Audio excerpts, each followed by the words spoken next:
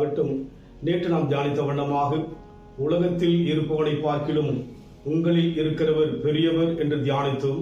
இந்த வேளையிலும் கூட 1 யோவான் 4 அதிகாரம் 14 வசனம், பிதாவானவர் குமாரனை உலக இரட்சகராக அனுப்பினார் என்று நாங்கள் கண்டு சாட்சியிடுகிறோம். இந்த சாட்சி யார் சொல்வது என்று சொன்னால், இயேசு கிறிஸ்து வாழ்ந்தபோது 12 சீஷர்களிலே யோவான் என்கிற சீஷர் சாட்சி சொல்கிறார். இவர் யாராம்? உலக இரட்சகர் என்று சொல்லி.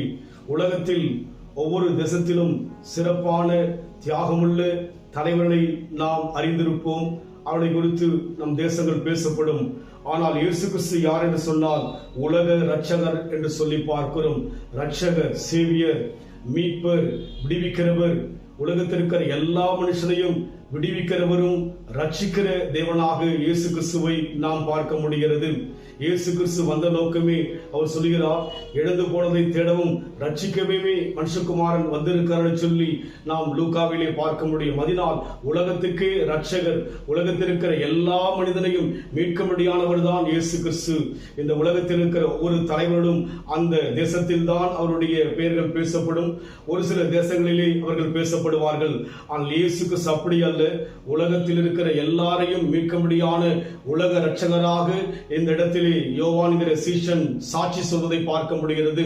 அந்த அனுபவத்தை அவர்கள் அனுபவித்தார்கள். அவர்கள் மாத்திரமல்ல, இன்றைக்கு உலகம் முழுமையாக இயேசுவை சொந்த இரட்சகராய் ஏற்றுக்கொண்ட ஒவ்வொருவரும் மீட்பை அனுபவிக்கிறார்கள். நாமும் அனுபவிக்கிறோம். அதனால் இது ஒரு கற்பனை காரியம் அல்ல. இன்றைக்கும் இந்த ரட்சிப்பு என்பது நிறைவேற்றப்பட்டு கொண்டு வருகிறது. இன்னும் நிறைவேற்ற இந்த ரட்சிப்பு ஒரு உண்மையுள்ள ஒரு காரியமாக இருக்கிறது. அதனால் தேவன் யார் என்றால், உலகத்தில் இருப்பவனை பார்க்கலும் பெரியவர் மாத்திரமல்ல, உலகத்துக்கே இரட்சகராக இயேசு கிறிஸ்து வந்தார். அதனால் இன்றைக்கு நம் வாழ்க்கையிலே இந்த ஒரு மாபெரும் பாக்கியத்தை பெற்ற நாம் ஆசீர்வதிக்கப்பட்ட மக்கள் என்பதை மறந்து போகாதபடிக்கு தொடர்ந்து நமக்குள் பெற்ற ரட்சிப்பை நாம் மாத்திரமல்ல, அநேகருக்கு அந்த மீட்பை கொடுக்கும்படியாக நம் வாழ்க்கையை ஜெயமாய் வாழ தேவன் நமக்கு கிருபை செய்ய இன்றைக்கும் வல்லமை உள்ளவராயிருக்கிறார்.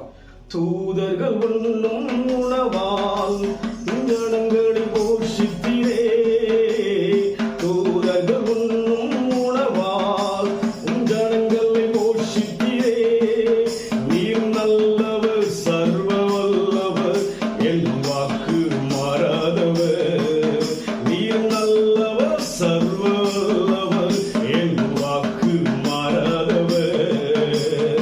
உமக்கொப்பானவர் யார்? உமக்கொப்பானவர் யார்?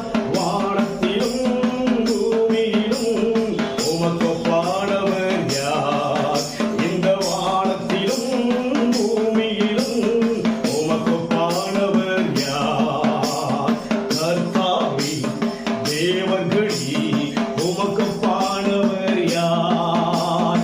வானத்திலும் பூமியிலும் உமக்கொப்பானவர் யார்? பிதாவாகிய தேவன் இயேசுவை உலக இரட்சகராக அனுப்பினதாக யோவான் அன்றைக்கு சொன்னார். இன்றைக்கு நாமும் அந்த அனுபவத்தில் இருக்கிறபடினாலே அவரே உலக இரட்சகர் என்று சொல்லி நாம் அனைவருக்கு அறிவிப்போம். அன்பின் ஆண்டவரே, எங்களுக்குள்ளாக அந்த மீட்பை, ரட்சிப்பை கொடுத்ததை நாங்கள் ஒவ்வொரு நாளும் எங்களுக்குள்ளாக அனுபவிக்கிறோம். மகிழ்ச்சியோடு கூட எங்கள் வாழ்க்கை கடந்து போவதற்காக உமக்கு நன்றி செலுத்துகிறோம்.